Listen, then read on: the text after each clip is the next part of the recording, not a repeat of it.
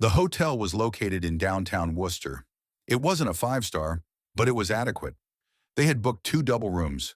Bonus was that it was literally a block away from the precinct.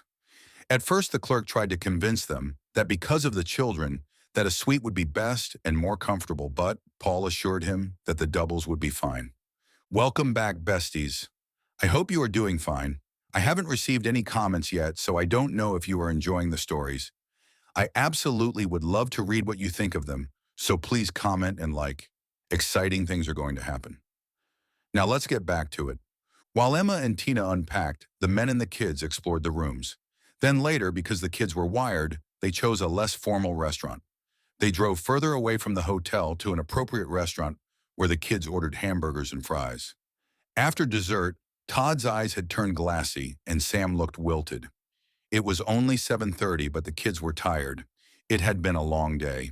On the drive back, Jason and Todd had fallen asleep. Sam fought it because her bedtime was 8:30, but the drive back was long and she was out as soon as her mother tucked her in bed. Earl looked to Emma and told her that he was going to meet with Paul and left the room. Emma decided to shower and went to bed. She hadn't had a good night's sleep for a few days. She was looking forward to some rest. Earl met with Paul in the hotel's lounge. "Everything quiet on the home front?" Paul asked. "Sam is out like a light and Emma said she was going to shower and turn in." "So what was it you wanted to talk about? You made it sound like it was a secret the other night, that I was afraid of bringing it up with our wives present. So come on, out with it." Earl blew out a breath. "Two things. I've been getting these little notes at the station.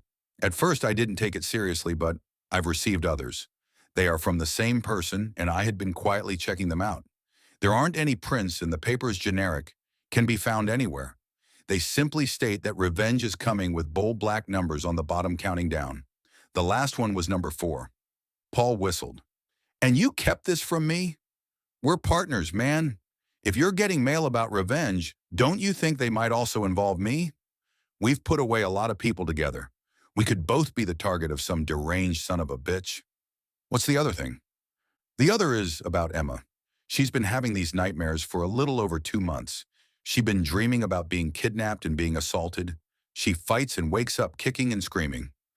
I take my life into my own hands, waking her up from the dreams. The worst part is that in the last week, she's dreamt almost every night, including last night." Paul thought for a moment, mulling over what his partner revealed to him. He'd come to care for Earl and now his wife. He knew that if Tina were ever kidnapped or assaulted, he'd lose his mind. He couldn't imagine his wife going through something like that. "Earl, I may be way off base on this, but do you remember a few years ago when we first partnered up, one of the guys in homicide was handling that murder case where the husband found his wife knifed in her sleep? They had a teenage son at home who was having nightmares about his mother being murdered. Do you remember that?" "Yeah, but what does that have to do with what's going on with my wife?" Paul was silent for a minute, trying to recall the case. He was almost sure that there was a similarity. The son had been dreaming about his mother's murder for months before it happened. He proved it by showing the detective his journal.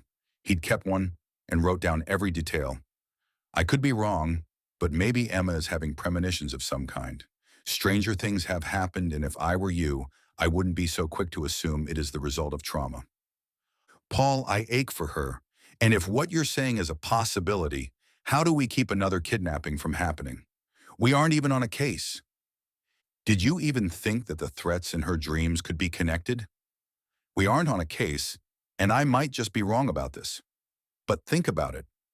You said that the last number on the countdown was 4, and Emma's dreaming had escalated. It seems to me that they are connected." "The case was closed, Paul. All the people involved were apprehended or killed. The only piece that is missing is that Sterling fellow. When we return home, I'd like to sit with Emma. I want to hear every detail of the dream. There could be a clue in them." "So, how did that case resolve?" "The husband did it. He found out his wife was having an affair and killed her. He thought it would have been pinned on her lover, but he was away on a business trip. Turns out she was supposed to go away too, but opted to stay because their son had a game, and she didn't want to miss it. I fervently hope Emma's dreams aren't prophetic. She is so close to the edge now that I think if anything happened, I would lose her. I almost did, and I nearly went mad. I don't want to go through that again. Give me a chance to talk it over with her before you see her. And I think that if she sees that we are doing something, it might ease her mind." The partners returned to their rooms. Paul to his wife and kids, and Earl to Emma and Sam. Earl entered the room to find Emma sitting up in bed reading the Bible. She did that anyway, but this time she was crying. "What's wrong?" Earl whispered, conscious of the little girl in the bed a few feet from them. He quickly undressed and slid in beside her. He took her hand in his. "I was trying to find some comfort, but I can't even concentrate. I'm afraid to fall asleep because I'll dream, and I don't want to do that and scare Sam. I'm so afraid, Earl." Earl got up from the bed and went to the pitcher on the desk across the room. He poured her some water and pulled out a vial out of his jacket he had slung over the chair. Jared had suggested sleeping pills. He said that they would guarantee dreamless sleep. He watched her take the pills and smiled at her. "Jared gave me this prescription the other day, and I thought it might come in handy. If you take them, you won't dream. You'll get a good night's rest." Emma awoke to an elbow digging into her ribs. It was Sam. She was sitting in the bed with her, watching TV. Earl was in the shower. "Good morning, baby. Did you sleep well?" Emma asked her daughter, giving her a hug. "Yes, Mommy. I'm hungry, and Daddy Earl said not to wake you too early. But you're awake now, so can we go eat?" She clicked off the TV and jumped off the bed. Emma smiled at her daughter.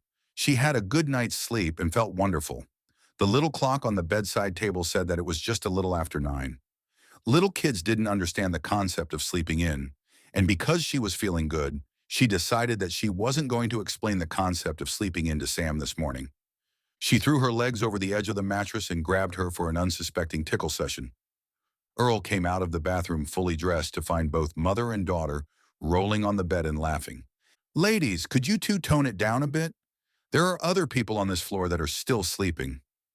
He stood at the foot of the bed with a silly grin on his face. It was good to see Emma happy. Emma stopped and she gave her daughter a huge kiss on the cheek before letting her go. "I thought I'd work up an appetite. Do you have time to eat with us, or do you have to go now?" asked Emma. Earl looked at his watch. "We don't have to meet until 11 o'clock, so yes, we definitely have time to have breakfast together. Let me ring Paul's room to see if they're up yet." Samantha groaned deep in her throat. "Do we have to eat with the boys? They are always doing something dumb." "Sam, honey, one day you'll understand why boys act like that. But it's not nice to say that about them, okay?" admonished Emma. Sam looked distressed. "I didn't say they were dumb, Mommy. I said they did dumb things." Emma understood exactly what she said, but the little girl didn't know that the boys were trying to get her attention. "I know, honey, but do you think you could stand having breakfast with them anyway?" Earl called the Derricks' room to confirm breakfast while Emma and Sam got ready. The restaurant was full, and they were lucky the wait was only 20 minutes. After breakfast, Paul handed his wife the keys to the navigator and told them they'd call if they were going to be later than expected. They parted ways in the hotel lobby. The men toured the precinct and the rest of the group to their planned itinerary. The detectives were met by Detective Rosario, who insisted that they address him as Bill. As they had spoken before over the last few weeks on the affected program, they simply picked up where they'd left off. Bill suggested they accompany him to the renovated church where they meet with the kids and for them to see firsthand what the program was about. Once there, Earl counted at least 100 teenagers who laughed and joked around until they were needed for a certain task.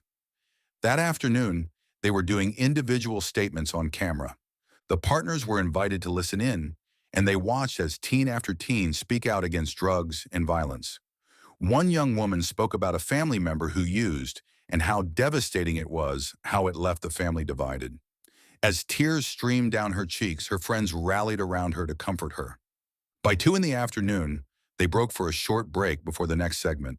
They had pizzas, soda, and chips. Bill signaled the partners to follow him to an office to talk with the rest of the staff. "So what do you think?" he asked them. "I'm very impressed," said Paul. "I can't get over how mature these kids sound. Their knowledge of drugs and violence is unfortunate, but it is reassuring that they know that there's help out there and are willing to be part of the solution." Earl added. He won't forget that young woman for a long time. The session was a short rehearsal for a song and dance routine that would be featured in the documentary they were putting together. By the time Bill brought them back to the precinct, Earl and Paul had pretty much made up their mind to be committed to New York City's version of the affected program. It was truly a sound project that would not only provide knowledge but also had the potential to turn some young person's life around. They talked it over and agreed that they would do whatever it took to get the project off the ground when they returned home. Paul's cell rang, and he answered it quickly. "Hey, babe, how's the shopping going?" He listened for a few minutes and then hung up. "It seems that the ladies have run into a sale and are running a little late. They're on their way, however, and should arrive shortly. We can have an early dinner or wait for them." "I don't know about you, but I'd rather wait. I don't get to see my wife as often as I would like. I want to take full advantage of this little vacation to see her, even if I have to share her with you and your family." Paul laughed. "Isn't that house done yet? Man, how long does it take to pick furniture and place them?" Paul put up his hand and shook his head. "No, don't answer that. I remember when Tina was doing our house, I couldn't be comfortable in my own house for months. I feel your pain. It's almost done. All Lindora and Kevin have left is the nursery. After that, I'll have my wife back," Earl said, nodding his head. While the partners waited for their family, they talked over what they'd seen of the program. Paul commented on how much fun the kids seemed to be having and how committed they were. Put in an environment like that, those kids loosened up to be just kids instead of tackling adult issues. Emma and Tina came into the lobby with the children dragging behind them. They looked tired, and Todd looked like he could fall asleep standing up. Sam looked triumphant, carrying a large shopping bag. It seemed the women enjoyed their outing a lot more than the boys did. "Daddy Earl, you should see all the clothes I got," gushed Sam. Tina smiled and nodded. "Emma's got a little shopaholic in that one. You should have seen her go." "That's because she's never had control over what she got before. I gave her control and choices, and this little monster emerged," Emma added. After an early dinner, they split up. Tina went to put Todd down, and Paul suggested they go relax poolside. Jason and Sam quickly agreed while Earl and Emma opted to go for a walk. Downtown Worcester wasn't deserted, and as the couple walked, they compared it to areas of Queens. They noticed that the streets were cleaner and some of the buildings were old but in great condition. They visited City Hall and the Worcester train station with its cavernous platforms. As they made their way back, they noticed the events arena. There was a car show that Earl said he and the guys would like to see. As they walked further, Earl asked Emma if she had gotten any suspicious mail lately. She said that she hadn't. He believed that the threat was directed at him or the whole narcotics division.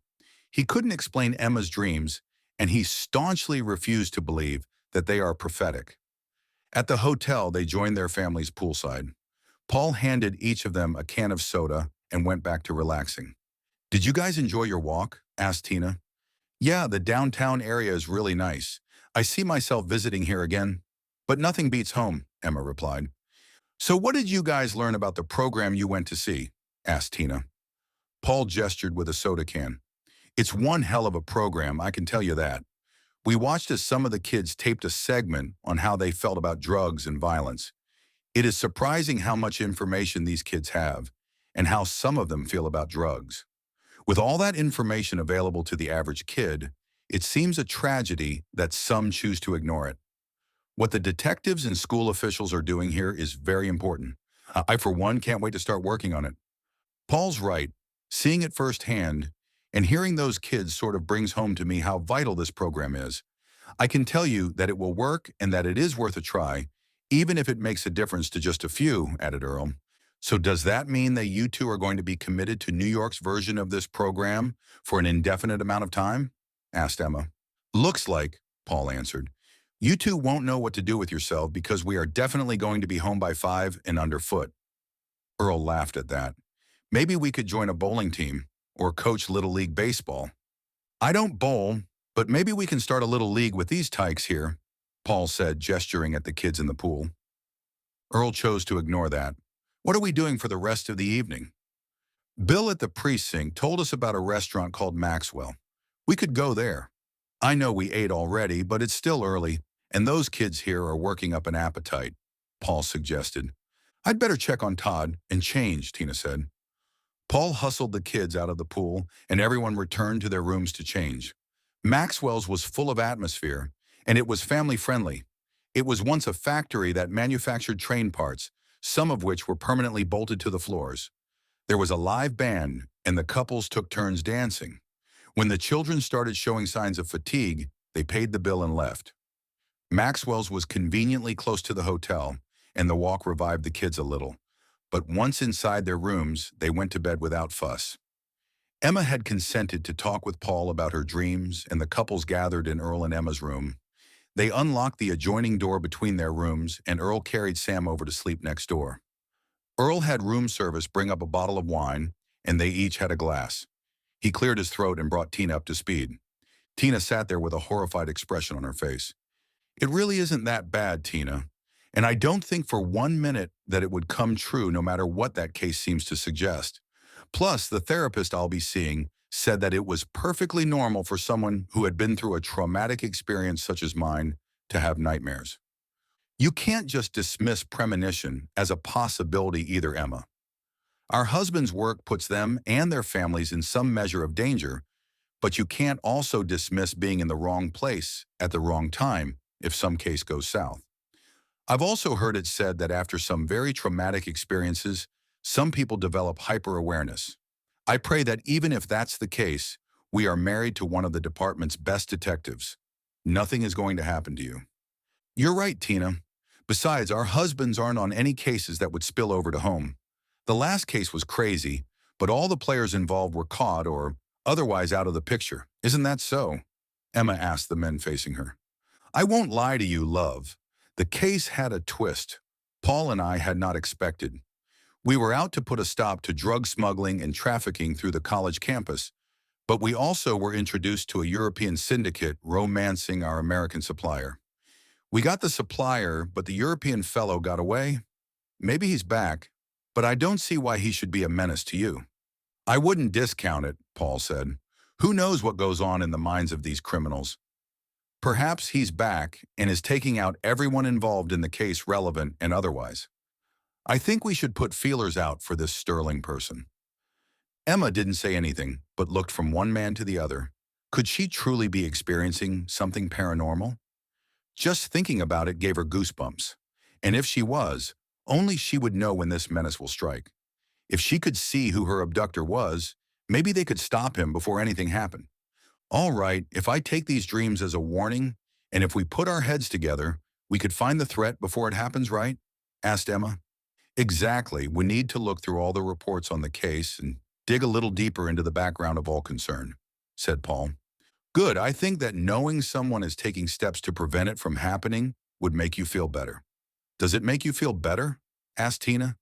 It does, actually.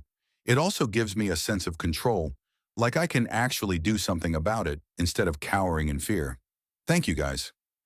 If we are going to put all our cards on the table, as it were, there is something else we need to discuss, Earl said quietly. I've been receiving a few threatening notes at the precinct. It's a countdown to some event, and I'm beginning to feel that Emma's dreams and them are related. The last one I got was number 4. They speak of vengeance, and if they are related to Emma, by the time we return, the countdown may have come down to 0. I'll tell you what, said Paul. We are going to guard Emma at all times. She is never to be alone while we investigate. You don't go out alone, and if you are alone at home, you don't answer the door or the phone. We are going to close ranks and keep them closed until we solve this. Tomorrow we have another session with the affected program, and then we are going sightseeing. Thanks to Emma, we have a full day scheduled. I suggest we enjoy the time left for fun before we get all serious again. Earl went to get Sam and placed her in her bed while Emma changed into a nightgown. She stood in front of the mirror to braid her hair into a single braid. Earl came to stand behind her and clasped his arms around her. She leaned against him and closed her eyes.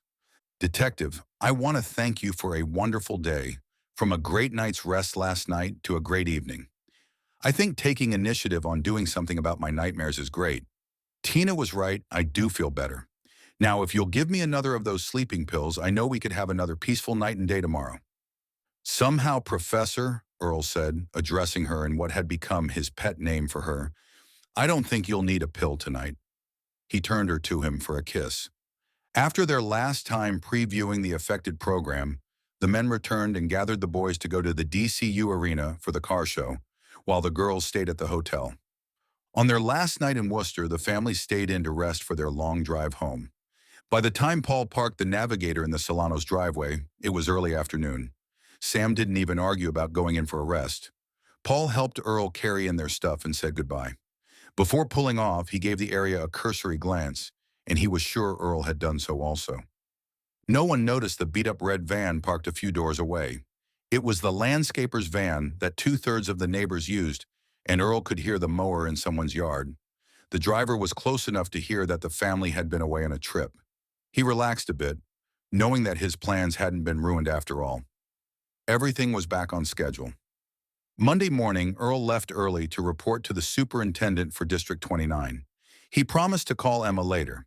He and Paul had much to discuss and plan, along with the officials who would be instrumental in implementing the New York City's affected program.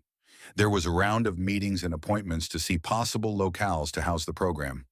By late afternoon, the detectives were overwhelmed. They made appointments to visit the selected schools for the program. Earl took a break to call Emma to check on her. She told him that she had gone out and was on her way home. Earl was called into the chief's office as soon as he entered the building. "Why is your phone off?" he shouted. "Sir?" Earl asked, confused. He couldn't understand why the chief looked so upset. "Your stepdaughter and her father are in my office. I've been trying to reach you for over an hour." Earl didn't need to hear more. He rushed to the office to find a tearful Sam, and the look on Matt's face was devastated. "What happened? Where's Emma?"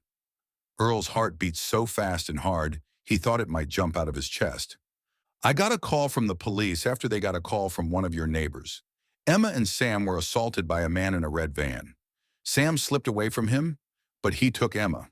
Sam ran to her friend's house and her mother placed the call to the police," Matt said through wooden lips. Earl sat down hard on the nearest chair. "She'd been right all along."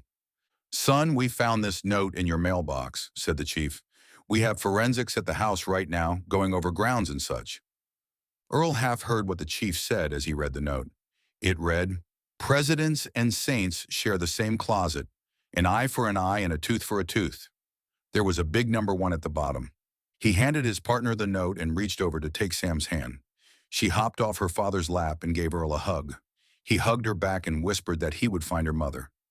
Matt took his daughter's hand and told Earl that he was taking her to his parents.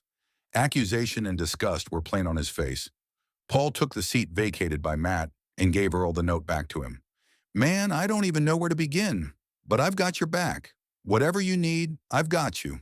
Son, Detective Dobbs caught the case, and I know that he will let you coordinate with him on this. He just got back in from your house. He's filing his initial report now." Earl looked up at him and nodded. He understood that he wouldn't be in charge of the case and that he had to cooperate with Dobbs. But this was his wife's. He was going to be all up in the case. He got up and went in search of Dobbs. The chief watched him walk away, and he caught Paul's eye for a private communication. "Don't let him out of your sight," he said. Detective Dobbs looked up just as Earl approached his cubicle.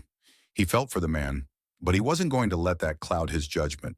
Earl Solano was a cocky son of a bitch, and he wasn't going to let him crowd him. "Solano, I need to ask you a few questions. If you'll have a seat, we can begin." "What do you want to know?" Earl sat down on the seat beside Dobbs' desk. "I've just returned from your home. Nice digs, by the way, and did a prelim on the grounds. We found this watch. The strap is broken." He held it up for Earl to see in an evidence bag. It was Emma's watch. "I questioned some of your neighbors and your stepdaughter. She is the best lead we've got. She saw the man but couldn't describe him. She said that he was real big and tall and that he was an Indian. I took it to mean that the suspect had long, loose hair, big and muscular with tattoos. She also said that he said real mean things. He tried to take her too, but she wriggled away because he couldn't hold both her mom and her. She ran away to the neighbors, and when they came out, the van was speeding down the street." When Earl hadn't said anything, he continued, "Apart from the report, I need to know if you and your wife were having any problems. I know that you two are still newlyweds, but that doesn't mean that you didn't have problems. Were any old boyfriends hanging around? Did she mention that she was having any issues with students at the college?" "No. As far as I know, we're still honeymooning. My wife didn't have old boyfriends," Earl answered. He could tell that Dobbs was trying to get a rise out of him. "Okay, now for the obvious questions. We are both cops, and as such, we incur enemies. Anyone you can think of with a grudge?